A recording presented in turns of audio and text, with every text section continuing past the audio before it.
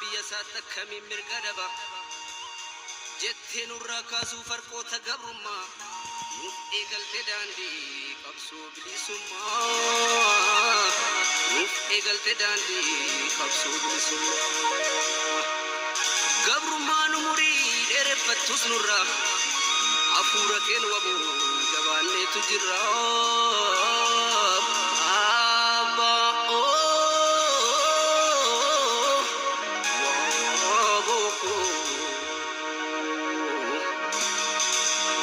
ibsitu koortii abakkal chabari waboo keef kan ormaa ifti gargari ibsitu koortii abakkal chabari waboo keef kan ormaa ifti gargari ifiti angayi oromiyaa walgayi gaara meeqa baatee boolla meeqa buute hundee gabroonfata gootummaa keerraafte dukkanni gabrummaa wanjoon abbaa irrummaa waboo abdii sabaa sumaan turuuramaa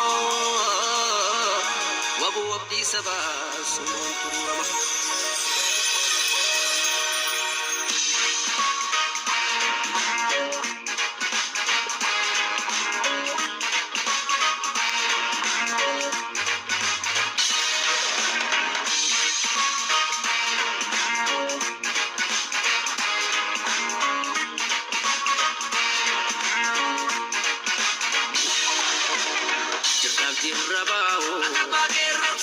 Tira dua boko, jekap jirabao.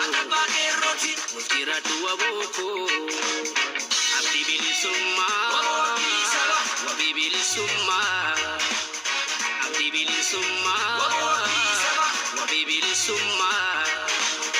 Walbat sifati ke, mata kalbubati, adunya nabeku. Babiyat Omi Saba Ulbat Sifajike Wallo Birayati Danga Kedangesi Atab Babiyat Atabagerosi Ulbat Namubiya Kababi Sabaka Assalamu alaikum warahmatullahi wabarakatuh akkam jirtan nagayanaaf jirtanii fayyaanaaf jirtanii bahaadhi hakaaba fi kibba bakkuma jirtanitti salaamanni kiyya ka on ramadde ka nagaya rahmata rabbii ka irra jiru isin haadha qabu isiniin jedha ummata oromoo addunyaa guutuu jirtan maraaf nageenni kiyya isin haadha qabu isiniin jedha namu biyya qaba biyyis abbaa qaba jedha biyya keenya oromiyaadha jechuudha biyyi teenya oromiyaadha baane biyya ambaa keessa teenus biyya ambaa abbaa biyya ufii namaaf hin taatu maalifi wanni ummanni oromoo ala taa'ee kun keessa taa'eetiin ka ala jirullee hiriiraan ka biyya jirullee mootiyyuu lubbuu ufii wareegee wanni itti qabsaayaa jiruuf maalifi mirga abbaa biyyummaa mirkaneeffachuufi jechuudha ummanni keenya miliyeena 60 odoo gahuyyuu mirga abbaa biyyummaa itti dhabee mirgi isaa sarbamaa mirgi isaa dhiitamaa tumamaa ajjeefamaa akkasumas mootuyyuu reebamaa akka barbaadanitti itti taphataatiin wanni jiraatuu fi waan mirga abbaa biyyummaa barbaadeef jechuudha mirga abbaa biyyummaa waan gaafateef jechuudha kanaaf mirgi abbaa biyyummaa ummata oromootiif inshallah dirqama ni gala jechuudha qabsoon ummata oromootis galma ni geetti warra qabsoo ummata oromoo diiguuf balleessuuf akkasumas mootiyyuu amantiin teenne yoo tuqamte oromummaan boolla haseentu warra jedhuufin tana jedhe jechuudha maaliifi akka hayyichi keenya jedhetti biyyi teenna suni nagaa yoo qabaatte biyyi sun nagaa yoo qabaatte biyya yoo qabaanne mirga baanee galluun sabaaf sablammoonni nu keessa jiran mirga bahanii galaniin qeerroo fi qarreen teenya mirga baatee galtuun mirga barumsa afaan keenyaan barannee aadaaf amantii keenya wal jijjiiruu yeroo qabaannetti biyya san keessatti mirga fillee filatamu yoo qabaanne amantii teenna akka feenetti hordofuu hin dandeenya jechuudha. Ammas hordofuu inuma dandeenya. Garuu biyya san keessatti jechuudha. Biyya san keessatti mootummaan abbaa irree amantii islaamaa hin dhiifne, amantii waaqeffataa hin dhiifne, amantii kiristaanaa hin dhiifne, amantii kamuufiyyuu mootummaan biyya sanii diina jechuudha. Maaliif? Diina guddaadha jechuudha.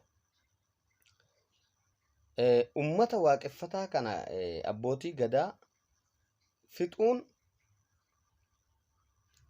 amantii islaamaatiin, warra amantii islaamaatiin ol qabee san gad qabuu miti jechuudha.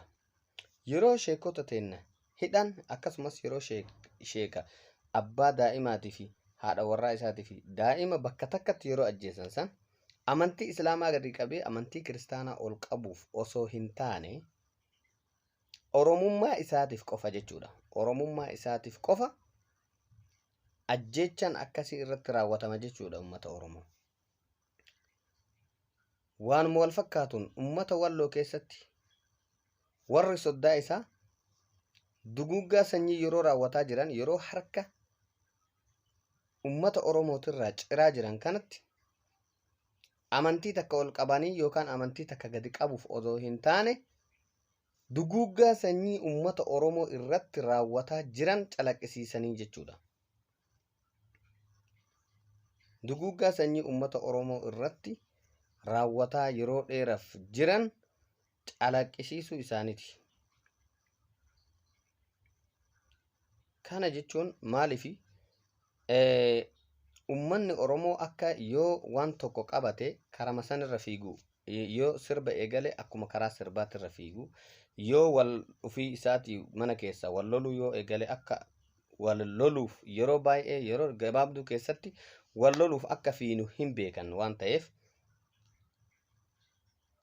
kanu miidhe tarkaanfii irratti fudhachuu dhabuu keenna waan beekaniif ummata keenna jechuudha amantiilee garagaraa qeequun, ganda tokko arrabsuun, ganda kaan jajuun, sobanii adda babaasanii maraa nyaachuuf jechuudha. Amantii islaamaa dhiisanii amantii waaqeffataa hin dhiisan. Amantii waaqeffataa dhiisanii amantii kiristaanaa hin dhiisan. Amantiilee biyya Oromiyaa keessa jiru maraayyuu jechuudha. Uummanni Oromoo amantii garagaraa qaba. Uummanni Oromoo amantii garagaraa qaba. Akkuma saba bal'aa ta'e jechuudha. Amantiilee maraayyuu uummata Oromoo ittiin mogolee cabsuuf itti fayyadama jechuudha. Mootummaan biltsiginnaa kun keessattuu mootummaan yeroo ammaa aangoo irra jiru kun maaliif kufaatirra jira waan ta'eef karaa ittiin Oromiyaa walitti buusanii jeequmsa uummata Oromoo hedduutti fidanii ittiin umrii dheereffatan barbaadanii hin tayu kun abadan carraa kennuufi hin qabnu Oromoo. Carraa kennuufi hin qabnu abadan diina kennaaf. Yeroo nu qabnu yeroo itti bilisummaa barbaannu, yeroo itti tokkummaa keenya cimsineetiin diina dura dhaabannu, yeroo ittiin diina keenya ofirraa adda baafneetiin laallee kan quuqamanuuf qabu, sabaaf sablammoota quuqamanuuf qaban yeroo itti maxxanfannu qofa qabna jechuudha. Yeroo itti ofii wal qeenu hin qabnu. Ka Oromoo tahee, ka sheeka Oromoo taheetiin Oromoo irratti kakaasu, ka kiristaana Oromoo taheetiin Oromoo irratti kakaasu saniif bakka hin qabnu abadan. Saniif bakka hin qabnu. Maaliifi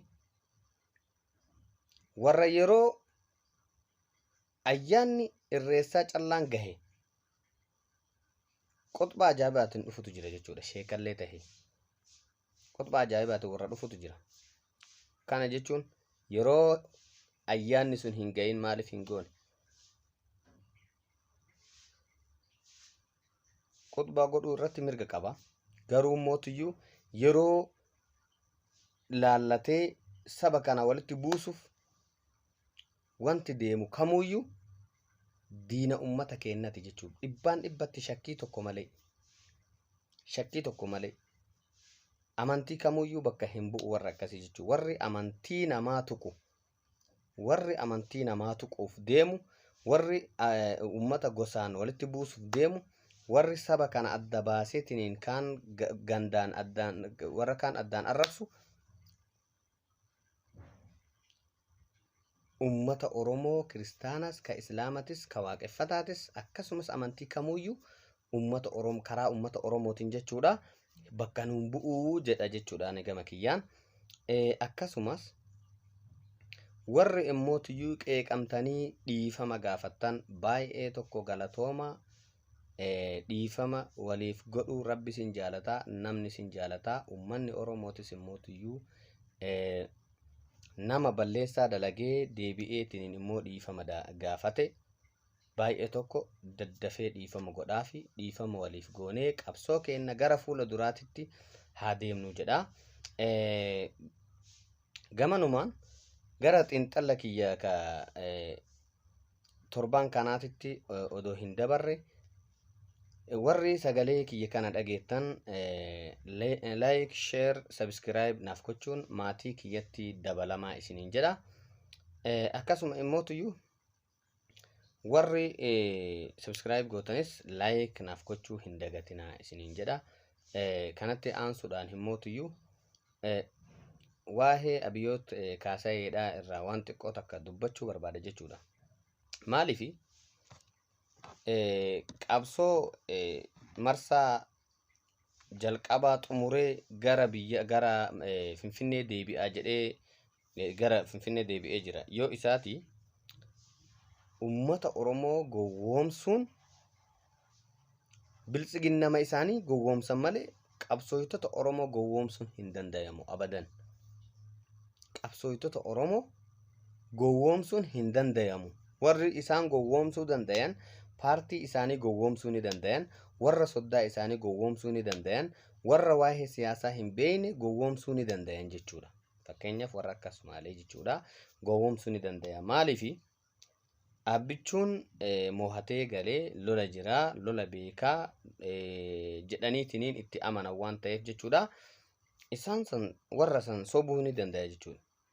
Abiy Ahmed odoo deemee qawwee takka odoo hin dhukaasin bosona keessa deemee suuraa ka'eeti viidiyoolee uf waraabeeti kaambiilee waraanaa gara garaa keessa deemee viidiyoo uf waraabee gara Finfinnee deebi'e malee lolli inni deemee lolee dhukaase tokkollee hin jiru jechuudha. Tokko hin jiru. Ummata Oromoo hin sobin. Waan nama ajaa'ibu keessattuyyuu mooyannee jirra jedhaniitiniin horii ummata irraa sassaabataa jiran jechuudha. Lola kana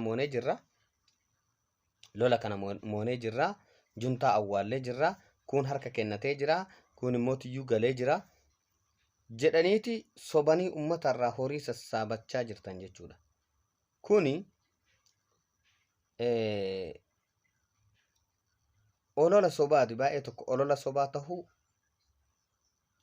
sobaa tahuu odoo ooltee hin bulin warri deebinee nu galle jedheetiniin kiiloomeetira takka odoo hin deemin as deebi'ee waraana kee achitti nayxisan lafatti gararanii magaalaalee maraayyuu deebi'anii qabachuun soba kee addunyaa guutuu duratti si saaxilanii jiran jechuudha.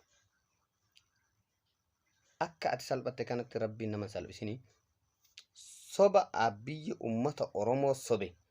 Soba keessattuu ummata Oromoo sobe. Addunyaa guutuu sobe. Keessattuu ummata Oromoo sobee horii irraa sassaabataa jiru.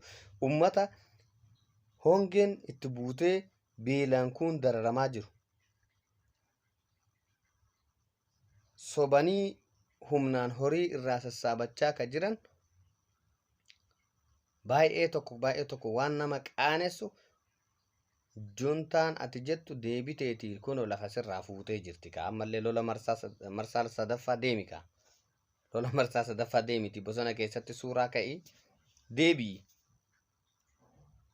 Sobeetii akka masaaraa mootummaa keessatti itti seenaniitiin akka Gaddaafi san hin goone keessaa dheesseetiin bahee deebi'aa jira jechuudha. Malee lola deemeeti miti. No, sannuu hin sobdu. warra soddaa keetii warra haizoo zarraaf jedheetiniin si waliin bosona keessa deemee suuraa ka'usan sobuu ni dandeetta. Akkasani lola deemeen abbichuu keessanii soba guddaadha. Digital wayyaane yookaan immoo tiyyuu DTF wara magaalota akka Gaashanaa, Laallibalaa akkasumas Dassee maraayyuu deebitee qabatteetii jirti. Gara itti aanullee mootiyyuu amallee lolli hin dhaabatee hin jiru. Lola cimatu deemaa jira jechuudha biyya san keessatti. Waraanni kennallee sirriitti dalagaa jira. Baay'ee tokko waan nama boonsu dalagaa jiranii. Keessattuu kutaalee Oromiyaa Arsii Bahaa keessallee seenanii jiranii. Baay'ee tokko nama gammachiisaa. Immootiyyuu warra Wallaggaan keessatti harka mureessan tarkaanfii irratti fudhatanii ummata Oromoo garaa qabbaneessuun waraana keenya maqaa hin dha'u waraana keenyarra jira jechuudha. Ka itti aanu mootiyyuu waraanni Itoophiyaa kun jechuudha makalakaayaa kan jedhan kun yookaan mootiyyuu raayyaan ittisa biyyaa kun deeggarsaaf jedhanii ka ummata keenyarraa horii sassaabaa jiran. Waraanni kun durirraayyuu jalqabee waraana ummata keenya fixaa ture. Waraana qeerroo fi qarree teenna hiriira nagayaa warra dhakaan harka qullaa dhakaa baatee karaarratti bahee karaa itti cufeetiniin gaafii keenya nuuf deebisaa jedhaa ture san risaasa itti roobsaa ture sani jechuudha. Waraanni kun abadan jijjiiramuu qaba jechuudha. Guutuun guututti jijjiiramee qeerroo fi qarreen teenna haaraatti warri harka duwwaa hiriira baheetiniin miidhamaa ture sun qabsoo irratti warri haqa qabu isaanii haaraatti shuumamuu qaban jechuudha. Kanaaf waraana saniif deeggarsi ummanni Oromoo godhu Abiyyi Ahmadiif deeggarsi ummanni Oromoo godhu abadan suni eksi irra kaayaa. Yoo ka gootan taatellee ummata Oromoo bakka buutanii odoo hin taane diina ummata Oromoo bakka buutaniiti jechuudha. Abbootiin gadaatis warri odoo abbootiin gadaa biraa dhumaa jirtu. Abbootii gadaa biraa odoo fixaa jiran. Warri abbootii gadaa of fakkeessitanii ummata Oromoo gurgurataa jirtan akkasumas qabsoo ummata Oromoo warri gurgurataa jirtan warri dhiiga ilmaan Oromootiin taphataa jirtan uf eeggadhaa hadaraa. Ummata Oromoo bakka hin buutanii abadan. Ummata Oromoo bakka hin buutanii of eeggannoo godhaa isiniin jedha. Assalaamu alaykum wa rahmatullahi wa barakaatuhu. Share, like, subscribe naaf gochuu hin dagatina.